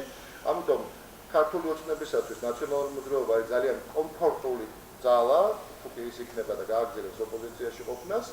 სხვა შემთხვევაში ახლა პოლიტიკური ძალები, რომელიც გავსი წარსულით არ გამოირჩევიან, დასვამენ ძალიან სპეციფიკურ შეკითხვებს და შევეკითხებით ხელისუფლებას, რატო არ ვითარდება ეკონომიკა? კი ბატონო. რატომ ვერ მიდის ქვეყანა წინ? რა ხდება, რატომ არ არის გამო? თქვენ ახლა თვლით მოქმედი ხელისუფლების შეცდომებს, მე როგორ ხვდები? აი რა არის ეს კი ბატონო, აი რა არის ყველაზე მთავარი, თქვათ, რაც არის ახალი ხელისუფლების შეცდომა? თუ არ თვლით თქვენ რომ ზოგადად შევაჭამოთ ეს 4 წელი. მე მესმის რომ თქვენი საუბრად საკმაოდ ცლად ნაციონალური მოძრაობის შეცდომებზე. ახალი ხელისუფლება თქვენთვის არის მოგწონთ გააკეთა რამე, ვერ გააკეთა, რა შეძლო, რა ვერ შეძლო? ხელისუფლებასთან დაკავშირებით ზოგადად გამიჭირდება გითხრათ კოალიციის მმართველობას გულისხმობთ. ხელისუფლებამ რაიმე ღირებული შეძლო და გააკეთა ამ ქვეყნისთვის, მაგრამ სამართლიანობა მოითხოვს და აუცილებლად უნდა აღვნიშნოთ, თუ ლაპარაკობთ კონკრეტულად ბიძინა ივანიშვილზე, ბიძინა ივანიშვილმა 2012 წელს ნამდვილად შეძლო და ძალიან კარგი საქმე გაუკეთა ამ ქვეყანას, რომ არსებული რეპრესიული რეჟიმი მოაშორა ხელისუფლებას. ახლა ეს არის უდავო ფაქტი და ამის არ დაფიქსირება იქნება უსამართლობა და სანამდე ვიცხოვროთ ტყუილში, მანამდე ვერ წინ წავალთ და ვერც უკეთეს გარემოს ვერ შევხვდით. არასოდეს არ უნდა შეგვეშინდეს თქვათ სიმართლე, თუ გინდა ეს ეხებოდეს კონკრეტულ შემთხვევაში ჩვენს პოლიტიკურ ოპონენტს ან მის მოწინააღმდეგეს, მაგრამ ხელისუფლებას რაც შეეხება კონკრეტულ ადამიანებს, რომელმაც გადაიბარეს ხელისუფლების პრაქტიკულად ყველა შტო და ქართულმა ხალხმა მისცა სრული მანდატი იმისთვის, რომ განეხორციელებინათ რეფორმები, ქვეყანა წაიყვანათ წინ, აღედგინათ სამართლიანობა და ასე შემდგომ, პრაქტიკულად ვერაფერი ღირებული ვერ გააკეთა ქართული ოცნების ხელისუფლებამ და სხვათა შორის ძალიან მენიშნა ბატონი გია თევდორაძის ფრაზა, რომ თურმე სამართლიანობის აღდგენას ითხოვდნენ ის ადამიანები, რომელსაც გარკვეული ქონებები წაართვეს მათი რეჟიმის დროს. ერთ იმის აღიარება, რომ არსებობდა ხელისუფლება, რომელსაც მათი სურვილის არსებობის შემთხვევაში შეეძლოთ ნებისმიერი მოქალაქესთვის წაერთვათ ის, რაც მათთვის საინტერესო იყო. ჩვენ უკვე ვსაუბრობთ იმაზე, რომ ეს ხელისუფლება არ არის, ეს არის ბანდიტური დაჯგუფება, რომელიც სადღაც კაბინეტებში წვეთს, ვის რა უნდა წაართვას, ვინ როგორი რეპრესიული მანქანით უნდა გაასამართლოს, დაიჭიროს და ასე შემდეგ. ეს ესე იყო, ეს ყველა მიცის, მაგრამ ის რომ არ მოხდა სამართლიანობის აღდგენა, ეს იმას კი არ ნიშნავს დაუდომელზე და ეხლა მე პირადად არავის სისხლი არ მწყურია და არავის პატიმრობა არ მობედნიერებს. მაგრამ საუბრობთ რაზე? რომ ადამიანებს, რომლებიც იყვნენ ხელისუფლებაში, შერჩათ ძალიან მძიმე სისხლის სამართლის დანაშაულებები, რაც არის დაკავშირებული უკანონო პატიმრობებთან, რეპრესიებთან, მოსმენებთან, ქონების წარქმელებთან, სრულ პოლიტიკურ დევნასთან, ყველა ადამიანის მიმართ, რომელიც არ იზიარებდა მათ შეხედულებას. ეს არის სიგნალი იმისი, რომ შეუძლია ყველა მომდევნო ხელისუფლებას გააკეთოს იგივე შემდგომ შვიდად წავიდნენ, გადავიდნენ ხელისუფლებიდან ასევე კომფორტულად ოპოზიციაზე. ბატონო არჩილ, თქვენ თვლით თუ არა, რომ აი თქვენი ფრაზიდან რომ ამოვიდეთ და დავსვათ კითხვა, ეს არის ერთგვარად გზავნილი, როგორც თქვენ ამბობთ, ყველა მომდევნო ხელისუფლებისთვის რომ გააკეთოს იგივე. მოსმენები ახსენეთ თქვენ. როგორ თქვით, აი მოქმედი ხელისუფლების დროსაც თქვენ გაცილებით მეტი ინფორმაცია გექნებათ, იურისტი, ადვოკატი ბრძანდებით პროფესიით. სამწუხაროდ ძალიან გაცხადებული ღიად ფაქტები, სადაც ადამიანები თავად საუბრობენ, რომ კოალიციის მმართველობის პერიოდშიც ხდება მათზე პირადი ცხოვრების მოსმენა, თვალთვალი, იყო კადრებზეც საუბარი, საკმაოდ გახმაურება და საკმაოდ მძიმე ფაქტები დამეთანხმებით. რატომ დაუშვა მაშინ ამ ხელისუფლებამ? აი ეს რა თქვენ როგორ თვლით, რატომ მოხდა? ღირსეული ნაბიჯი ქართული ოცნების ხელისუფლების მხრიდან იქნებოდა მომხდარიყო ყველა ამ საქმის ობიექტური და სრულყოფილი გამოძიება. ყველა დამნაშავე დამოუკიდებელი სასამართლოს მიერ გამოტანილი განაჩენის საფუძველზე უნდა დასჯილიყო და უნდა ყოფილიყო შესაბამის საპატიმრო დაწესებულებაში. ეს იქნებოდა სიგნალი და პირდაპირ გზავნილი ყველა შემდგომი ხელისუფლებისთვის, ყველა ჩინოვნიკისთვის, რომელსაც აქვს ძალიან დიდი ცდუნება, რახან მიუწვდებათ ხელი რეპრესიულ აპარატთან, მოსმენებთან და ასე შემდგომ, რომ განახორციელონ დღესაც და ახორციელებენ კიდევაც ჩვენ ახლა ყველა მის დაუწყეთ გასამართლებლად. სამწუხაროდ არც დღეს არ ხდება გამოძიება, კი ბატონო, ამ ფაქტების და დარჩა. ამიტომ მიიღეს გადაწყვეტილება, რომ აი, იყო რაღაც საკითხები, სადაც იყო ძალიან მაღალი საზოგადოებრივი მოთხოვნა, რომ მომხდარიყო გამოძიება, მაგრამ ეს არის სულ რამოდენიმე საკითხი. ჩვენ ვსაუბრობთ თელ სისტემაზე დანაშაულისას, რომელსაც ქმნიდნენ კონკრეტული ადამიანები. და უნდა მომხდარიყო ამ სისტემის რღვევა და ჩამოშლა. ეხლა წარმოიდგინეთ მეორე მსოფლიო ომის შემდგომ ფაშისტური გერმანიის ჰიტლერის მიერ მიღებული კანონებით და მათი კადრებით რო გაეგზელებინა სახელმწიფოს ფუნქციონირება, ხო? ანუ თქვენ შედარებას აკეთებთ რა? ეს არ არის ჩვენი, ანუ მე ხო არ ვამბობ ამას ერთადერთი ადამიანი ამ თუნდაც კი ბატონო, ანუ ჰიტლერის რეჟიმს ადარებთ ამას ამბობთ? კი, აბსოლუტურად იგივე იყო, მასშტაბებია განსხვავებული ხო 21 საუკუნეში 3 მილიონნახევრიან ქვეყანაში მიხეილ სააკაშვილი ვერ შეძლებდა შეექმნა ისეთივე ძლავრი დიქტატურა, როგორიც შექმნა თავის დროზე გერმანიაში ჰიტლერმა, მაგრამ ცდილობები იმ შესაძლებლობების და იმ რესურსების ფარგლებში, რაც მათ ჰქონდათ და ასევე ფოტოშორის ეკონომიკური სიძლიერეც ჭირდება, ეხა დიქტატურა ეგრე არ გარდა, მაგრამ შესაძლებლობა არ იყო ერთნაირი, თუმცა ცდილობა და სურვილი იყო, რომ 70 წლით ეს ადამიანები. კარგი, ბატონო არჩილ, საკმაოდ ცოტა დრო დაგვრჩა სამწუხაროდ მე. მაგრამ ძალიან დიდი შეცდომა პროდიუსერს. დაასრულეთ კითხვას დაგისვამთ. და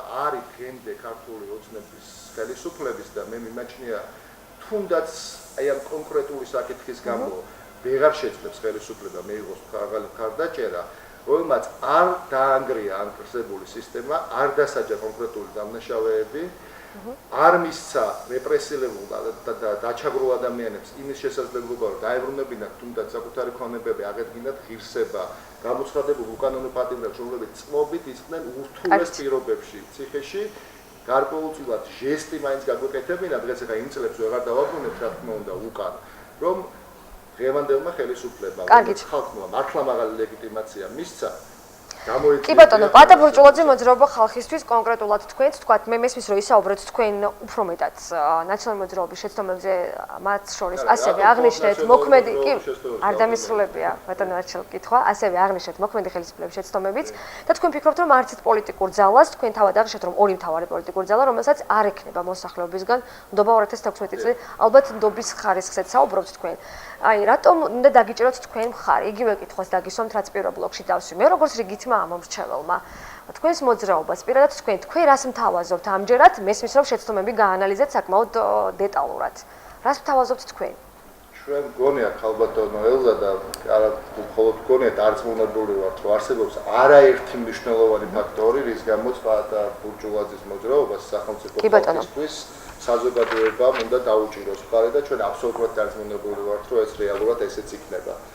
პირველ რიგში ჩვენ არა ვართ ის ადამიანები რომლებიც მოვდივართ მე მაღალი ცოდვით დამძიმებულები როგორც პოლიტიკური პარტია. პაატა ბურჯულაძე არის რეალურად პაატა ბურჯულაძეს დიდი ხანი აიცნობს საზოგადოება როგორც წარმატებულ ქველმოქმედს და ადამიანს რომელიც ყველაფერს აკეთებდა. საკმაოდ დადებითი კუთხით, კი, უნდა აღინიშნოს. რაღაცა უკეთესობისკენ შეიცვალა და გაძლიერებული იყო ზოგადად სახელმწიფოს, ქვეყანას და კონკრეტულ ადამიანებს დახმარებოდნენ.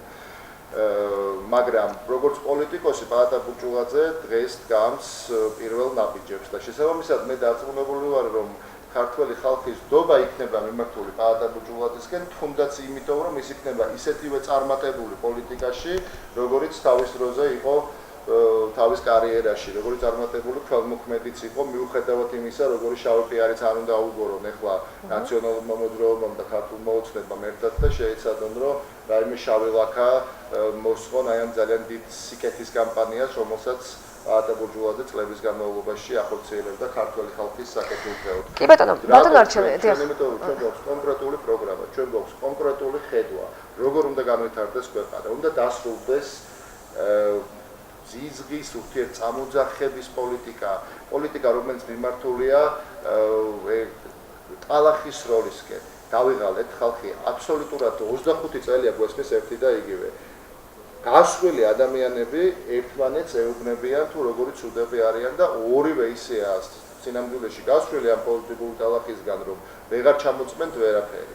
ამიტომ აწყობთ რომ იყვნენ თვითონ ამ პოლიტიკურ ავსცენაზე და არ შემოუშვან ახალი ადამიანები რომელსაც მართლა აქვს კონკრეტული ხედვები, კონკრეტული პროგრამები. მე მეციტობ რომ თქვენი კონკრეტული ხედვები რომელსაც ალბათ თქვენ უფრო დეტალურად შემდეგ აუცილებლად მიაწოდით ჩვენს მაყურებელს ვფიქრობ ალბათ იქნება საინტერესო თქვენი ამ მომჩევისთვის, რა თქმა უნდა. პაატა ბურჯულაძის მოძრაობა ქუთაისში ყველა სტუმარს ვუსვამ ამ კითხვას, მათ შორის თქვენთანაც მექნება სავარაუდო კანდიდატად ხომ არ მოიაზრებით, როგორც მე მაქვს ინფორმაცია ეს ასია ქუთაისში და როდის მოხდება წარდგენა? რათა მიიღოს ამომრჩეველმა უფრო დეტალური ინფორმაცია, უფრო კონკრეტული. მე მესმის აბსოლუტურად ლეგიტიმურია თქვენი ინტერესი. საკმაოდ ცოტა დრო დარჩა არჩევნებამდე. მინდა რომ ამ პარტიის ლიდერს ბატონ პაატა ბურჯულაძეს მივანდოთ თვითონ დაასახელოს ქუთაისში მაჟორიტარი დეპუტატობის კანდიდატები. ეს არის უშუალოდ ბატონ პაატას პრეროგატივა და ბატონმა პაატამ უნდა გააჟღეროს პირველად ეს საკითხი და დაასახელოს. და მალე გააჟღერებს თუ არა იქნება ეს მაინც გაგვიმხილოთ ბატონო არჩევი. ქუთაისი არის უძველესი ტრადიციების და ამავდროულად კიდევ უფრო დიდი შესაძლებლობების ქალაქი ჩვენ ამაში დარწმუნებულნი ვართ და ძალიან მალე სულ რამოდენიმე დღეში ყველას არა მარტო ქუთაისს და მთელ საქართველოს მიეცემა შესაძლებლობა გაიგონ თუ ვინ იქნება წარმოდგენილი. რა თქმა უნდა, კი ბატონო, ჩვენ ახლა ქუთაისში ვართ, ამიტომ ქუთაისის მაგალითზე ვისაუბრობთ. მე ვფიქრობ, რომ ქუთაისელ ამომრჩეველს უფრო დეტალური ინფორმაცია აინტერესებს ნებისმიერი პარტიისგან, მოძრაობისგან და მათ შორის მაჟორიტარი დეპუტატობის კანდიდატისგან. შემიძლია დაგვიდეთ ალბათო ელზა აქვე ღია ეთერში, რომ სულ მოკლე დროში ეს ინფორმაცია იქნება ბუნებრივია, საჯარო და ღია ყველა ქუთაისელის. კი ბატონო, ძალიან დიდი მადლობა რომ მობრძანდით და მონაწილეობთ გადაცემაში. არჩილ ნიჟარაძე და ძალიან დიდი იმედი მაქვს, რომ უშუალოდ კონკრეტულ ხედვებზე, პროგრამაზე თუ როგორ ვფიქრობთ, ჩვენ ქუთაისი როგორ უნდა განვითარდეს, თუ რა კონკრეტული აი ძალიან მოკლედ თუ გნებავთ მითხარით, თავარი გზავნილი რა იქნება ქუთაისში? ჩვენთვის თავარი გზავნილი ერთ-ერთი მთავარი გზავნილი არის, რომ აუცილებლად უნდა მიიღოს საქართველოს პარლამენტმა კანონი ქუთაისის შესახებ, სადაც უშუალოდ განისაზღვრება ქალაქის სტატუსი, როლი და ასე შემდგომ, ასევე იქნება ძალიან მზიდველი გარემო ყველა ინვესტორისთვის, რომ განახორციელოს ქუთაისში ინვესტიციები, რაც ნიშნავს იმას, რომ ზოგადად გაიზრდება ქალაქის ბიუჯეტი, ქალაქში იქნება კაპიტალის დიდი ბრუნვა, რაც ნიშნავს იმას, რომ ჩვეულებრივი რიგითი ქუთაისლები სულ რამოდენიმე წელიწადში იცხოვრებენ გაცილებით უკეთესად ვიდრე დღეს და რაც ნიშნავს იმას, რომ ქალაქს ექნება გაცილებით მეტი შესაძლებლობა. და ექნება თუ არა ქალაქს პარლამენტი, ბატონო არჩილ, თქვენი ხედვა ამ კუთხით? ქალაქს პარლამენტი აუცილებლად ექნება, იმიტომ რომ ჩვენ ვერ ვხედავთ საპარლამენტო დედაქალაქის სტატუსი უფრო სწორად ესე დავსვათ კითხვა. კითხვა. დაუჭერთ ხარ საპარლამენტო დედაქალაქის სტატუსის შენარჩუნებას, იმიტომ რომ ბიუჯეტმა უკვე საკმაოდ დიდი თანხები გაიღო ამისთვის, დახარჯულია 400 მილიონი მთელი ამ ინფრასტრუქტურის მოსაწყობად და ეხლა აი ამ მოპოვებული სტატუსის დაკარგვას და პარლამენტის ისევ თბილისში დაბრუნებას, რა თქმა უნდა, ჩვენ მხარს არ დაუჭერთ. იყო ეს თქვა ქუთაისისთვის გათვლილი სწორი ნაბიჯი ნაციონალური მოძრაობის მიერ გაკეთებული ეს არის არასაკმარისი, აბსოლუტურად არასაკმარისი ნაბიჯი ქალაქ ქუთაისის განვითარებისათვის, იმიტომ რომ მხოლოდ პარლამენტი ამ ქალაქს ვერ განავითარებს, ამ ქალაქს ჭირდება კონკრეტული პროექტები, ჭირდება ძლიერი თვითმმართველობა, ჭირდება ძლიერი თვითმმართველობის კანონი, რაც მოგცემს იმის შესაძლებლობას, რომ განისაზღვროს ცენტრალური ხელისუფლებისა და ადგილობრივი თვითმმართველობის კუთვნილი ქონებები და შემდგომ ეს ქონებები, რომელიც ეკუთვნის ადგილობრივ თვითმმართველობას გასხვისდეს იმ მეწარმეებზე, რომლებიც აპირებენ სერიოზული ინვესტიციების ჩადებას ქუთაისში, რომლებიც აპირებენ ხალხის დასაქმებას, ძლიერი ადამიანი, რომელსაც აქვს მაღალი შემოსავალი, პროფესიონალი და განათლებული, ნიშნავს იმას, რომ მას ვერავინ ვერ გააკონტროლებს და ვერცერთ ხელისუფლება თავის ჭკუაზე ვერ ატარებს, მაგრამ სამწუხაროდ არც ერთ ხელისუფლებას არ აქვს პოლიტიკური ნება, რომ მისცეს ეს შესაძლებლობები საკუთარ ხალხს და გაცლებთ უკეთესად გრძნობენ თავს, როცა პატრონობა აქვს და მევაჭრებიან საკუთარ მოქალაქეებს ყოველდღე სამარცხვინო სოციალური სტატუსით, ანუ ადამიანი, რომელიც გთხოვს ამ სოციალურ სტატუსს, გეუბნება, რომ ფაქტიურად საკვების ფულიც კი არა აქვს. ეს უკვე ძალიან დიდი პრობლემა უნდა იყოს ხელისუფლებისთვის და შემდგომ უკვე ამ სტატუსსაც იყენებენ, აი თუ რაღაცა სხვა პოლიტიკურ შეხედულება გაუჩნდა ადამიანს, ან ასე შემდეგ ტელევიზორი იყიდა და მაცივარი 45 გრადუსის სიცხეში, რომ ეს სტატუსი და ჩამოვიდა. უნდა დავასრულო სამწუხაროდ ძალიან ცოტა უნდა ყავდეს ესეთი ადამიანი, რომელსაც სოციალური სტატუსის მინიჭება დასჭირდება და სანამ გარკვეული რაოდენობა მაინც იქნება ამ ადამიანების სახელმწიფო ბუნებრივი უნდა დაეხმაროს, ოღონდ ჩვენ ამ სტატუსს მივცემთ 4 წლის ვადით და 4 წელი ამ კი ბატონო, მე კიდევ ერთხელ ვიტყვი, რომ მეც როგორც რიგით ამომრჩეველს ქუთაისში და ალბათ ყველა საინტერესებს კონკრეტული პროექტები და რაც უფრო მეტი იქნება და საინტერესო შეთავაზებები პირადად თქვენგანაც ალბათ ეს იქნება ძალიან კარგი ისევე როგორც ყველა პარტიისგან და იმეც ვიტყვით, რომ ძალიან მალე მოხდება ეს, იმიტომ რომ პრინციპში კონკრეტულ პროექტებს ჯერჯერობით მე ვფიქრობ, რომ ამომრჩევლის უმეტესობა ვერ იღებს და ვერ ისმენს, თუნდაც იმ უბრალო მიზეზის გამო, რომ არ არის დასახელებული ყველა პარტიის მაჟორიტარი დეპუტატობის კანდიდატები ქუთაისში. მადლობა თქვენ კიდევ ერთხელ. არჩილ ნიჟარაძე, მოძრაობა პატა ბურჭულაძე, სახელმწიფო ხალხისთვის ინტერაქტიული შედეგი ვნახოთ გადაცემის მეორე ბლოკის დასასრულს 93% მაყურებლის მიდის არჩევნებზე, ხოლო 7%-ის პოზიცია ამ დროისთვის განსხვავებულია. რამდენიმე წუთში რეკლამის შემდეგ შევხვდებით.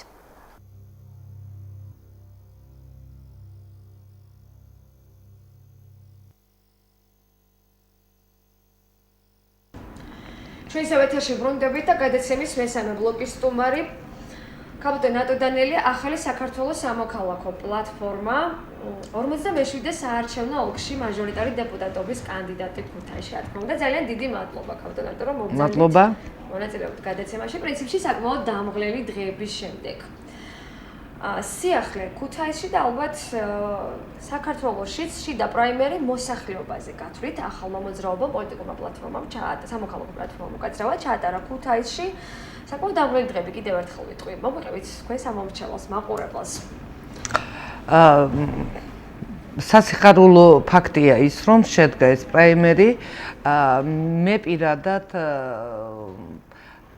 ისეთი მოლოდინი მქონდა, იმდენად ჩემთვის იყო მნიშვნელოვანი, რომ ჩვენს ქვეყანაში დაწყებულიყო ეს დემოკრატიული პროცესი, როდესაც თვით ამომრჩეველი, იმ სასურველი ან იმ ხალხისგან, რომლებმაც გამოთქვეს სურვილი, რომ იყრიან კენჭს, აირჩევს იმ ადამიანს, რომელიც მათთვის არის სასურველი, პროცესი იყო ნამდვილად დამღლელი, ემოციურად დაძაბული, გამარჯვების სურვილი. 47-ე სამაჟორიტარო ოლქში ახალ საქართველოს ყავდა 2 კანდიდატი მაჟორიტარობის. 3 კანდიდატი ვიყავით, მესამე ალხონელიძე და მესამე კიდევ ერთი ბატონი იყო გურგენიძე, რომელმაც გიორგი გურგენიძე, რომელმაც უარი განაცხადა პრაიმერის წინადღეებში მონაწილეობაზე.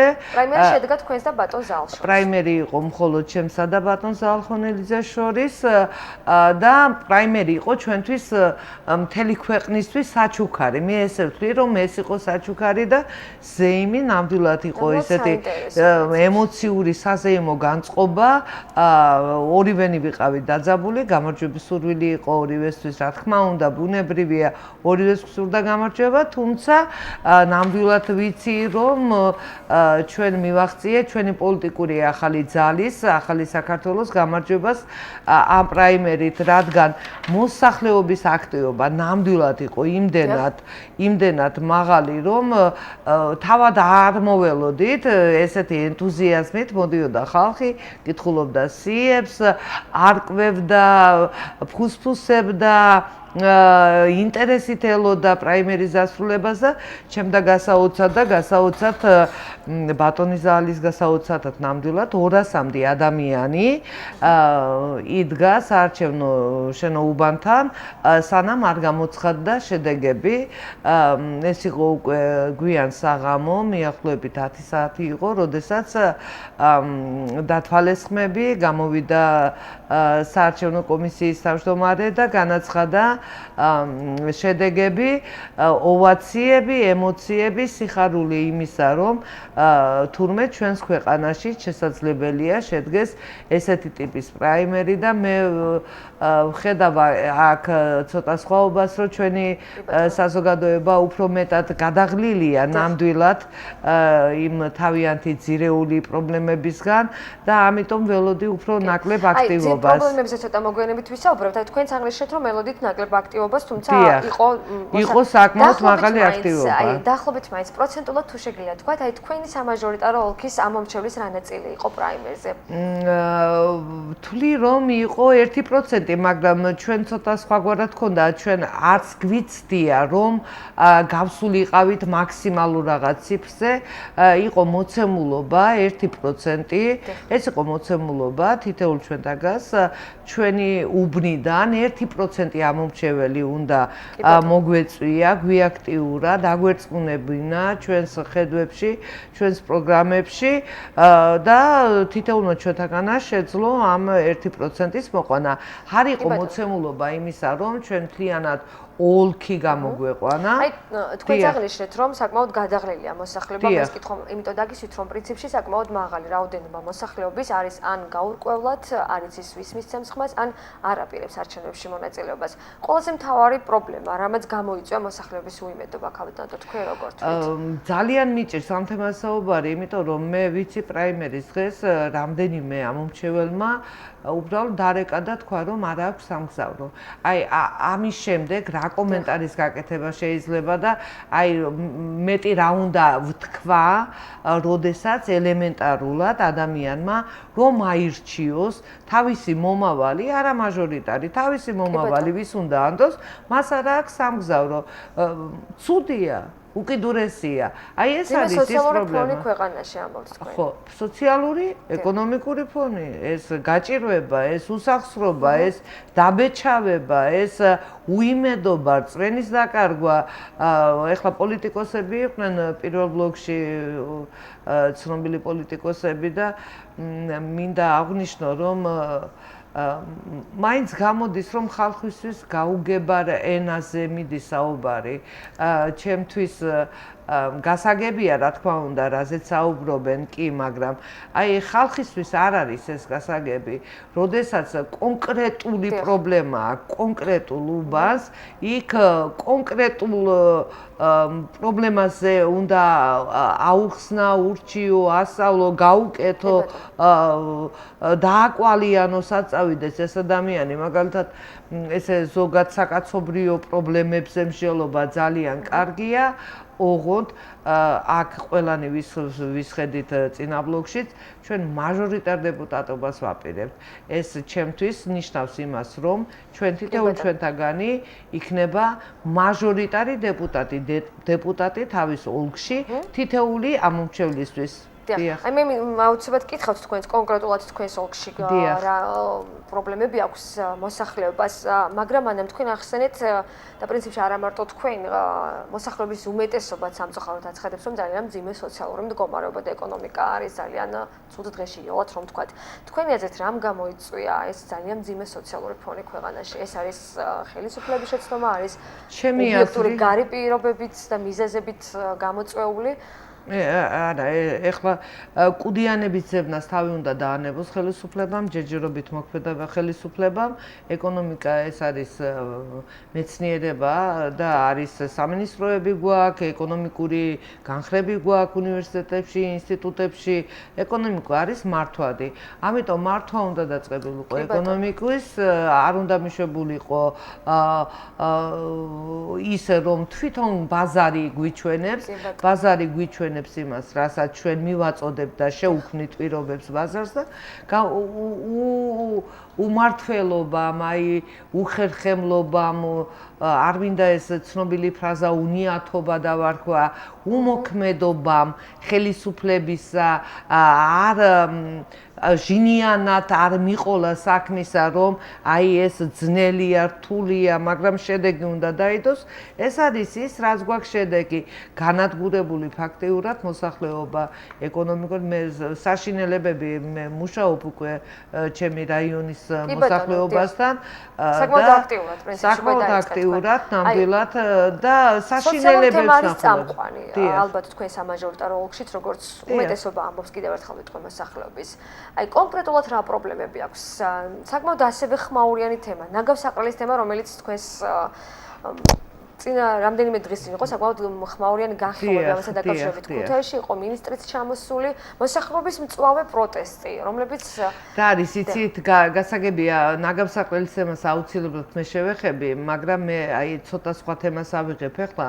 აი თემა, ესეთი თემა, რომ როდესაც სახელმწიფოს არ ხედვის პრობლემა. მაგალითად, ჩემ ოლქში, რაიონში მე მყავს ამომრჩევლები, რომლებიც დარჩენ კიდურის გარეშე. მე მყავს ორი ესეთი ადამიანი, არ აქვთ ქვედა კიდური და არის ბუნებრივია გადაადგილების პრობლემა. აი სახელმწიფო ხედვა. ადამიანი მოხვდა საოპერაციოში, მოახდინეს ამპუტაცია, დარჩა სახლის გარეშე, სახელმწიფო მას უშვებს გაწერეს, უშვებს სახში, იქ სამედიცინო ენაზე თვითონ უნდა ჩამოყალიბდეს ცოტა შეხორცების პროცესია ესა, მაგრამ აი სახელმწიფო როცა უშვებს ესეთ ადამიანს სამედიცინო დაწესებულებიდან, ხომ სახელმწიფომ უნდა იფიქროს, მერე რა შვება ეს ადამიანი, მოვიდა ნათესავი, მხრებში ამოუდგა, მიიყვანა დასვა ლოგინზე და მერე რა ქნას ამ ადამიანმა. უბრალოდ მას სჭირდება ელემენტარული გადაადგილების საშუალება, დღესდღეობით ეს საშუალება არის ეტლი. ეტლი, ეს არის ესეთი კატეგორიის ინვალიდებისთვის ეტლი, რომელიც თან უნდა ერთოდეს გაწერის დროს აი ესეთი ტიპის ავადმყოფს. ეს ყველაფერი უკვე ხდება ესე, რომ ან ნათესავმა, ან მეზობელმა, ან ვიღაცამ კეთილმა უნდა ირბინოს, უნდა იხვეწნოს, უნდა ეძებოს, უნდა მოიძებნოს ფული. ეს ეტლები ჩვენ ქვეყანაში არ მზადდება, როგორც იცით და საკმაოდ ისეთი პრობლემა თქვენ ახლა რაზედაც საუბრობთ. ესეთი ხალხი ფაქტიურად წლობით ესეთი ხალხი არიან გადაადგილების საშუალებას მოწყვეტილები. მე ორი მყავს ესეთი ადამიანი და კიდევ უფრო უბედური შემთხვევა არის, ერთ-ერთ ჩემ ამომრჩევლებს მიცეს ახალი ეტლი. კატასტროფა არის. ამ ადამიანს მასა, მისი წონა არის 140 კილოგრამი ეტლი, რომელიც სულ ახალ-ახალი მას უდევს უკვე ოჯახში რამდენიმე თვია, იქ ეტევა 80 კილომდე ადამიანი და სახელმწიფო ეუბნება, რომ ჩვენ მოგეცით ეტლი. აი იქ არის სხვაობა 40 სანტიმეტრის სიგანეში და 50 სიგანეში. აი მას მიცეს 40 სანტიმეტრის სიგანეში და სახელმწიფო ეუბნება, რომ მე თქვენ მოგეცით. ეხლა თქვენ დაიკელით ერთი ესე 60 კილო, რადგან ხართ ესე ჭარბწონიანი, თორემ ეტლი გაქვს. აი ესეთი შეზღუდული შესაძლებლობების მქონე პირები, რომლებიც პრინციპში საკმაოდ გულისწყვილთ აღნიშნავენ, რომ არც ერთი ხელისუფლების პირობებში სათანადო ყურადღება არ ექცევათ. არ ჭირდება დიდი ყურადღება, დიდი გამოცდილება, დიდი რაღაც მეცნიერული აზროვნება იმას, რომ ადამიანი სახლის გარეშე ეწერება საავადმყოფოდან, მას უნდა გაატანონ ეტლი. თქვენ რადგან ამ თემას შეხეთ, კაპიტან ნატო, აი ერთგვარად ჯანდაცვის პროგრამა საერთო დაზღვევა, რასაც ხელისუფლება ცალსახად ამბობს, რომ ეგ არის წარმატებული ნაბიჯი კოალიციის 20 წლიანი მმართველობის, თუმცა ოპოზიცია და მათ შორის თქვენი მოსაზრება დიახასეთი. ასევე გიორგი ვაშაძე თქვენი ლიდერი ხაზგასმით ამბობდა, რომ თუმცა აქაც არის შეცდომები. აი პირადად თქვენ როგორ ფიქრობთ, იყო ამ მიმართულებით შეცდომა დაშვებული თუ ეს არის მართლა წარმატებული პროექტი? ნამდვილად არ ვთვლი, რომ ეს არის წარმატებული პროექტი, არ მინდა ჩემი პირადი მაგალითი მოვიყვანო. ესე ცოტა ისეთ არაკონკრეტულ ფარგლებში ვიტყვი. მე მქონდა ესეთი შემთხვევა და ამ შემთხვევის შესახებ ბევრმა იცის. მე მომიწია ჯანდაცვის სამინისტროში მინისტრის მოადგილესთან შეხვედრა ჩემ პრობლემასთან დაკავშირებით. ჩვენ მქონდა დიაგნოზი ლეიკემია 34 წლის ბიჭს. მძიმე მდგომარეობა საკმაოდ რთულ ფორმებში და საჭირო იყო რა თქმა უნდა გაუგონარი რაოდენობის თანხა, გაუგონარი საქართველოში ნორმალურ ადამიანს ესეთი თანხის მოპოვება არ შეუძლია.